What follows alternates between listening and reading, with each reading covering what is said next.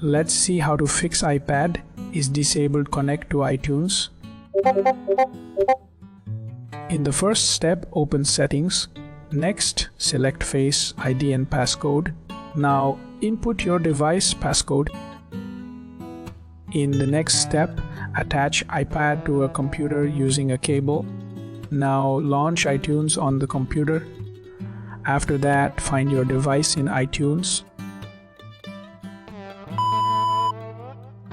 In the next step, press on Summary in iTunes. Later, choose Restore iPad later. Accept when asked. In the next step, keep iPad linked to the computer. Later, let the process finish. After that, follow the instructions shown. In the next step, configure iPad once it turns on. Later, log in with your Apple ID. Later, restore backup if there is one. You are good to go.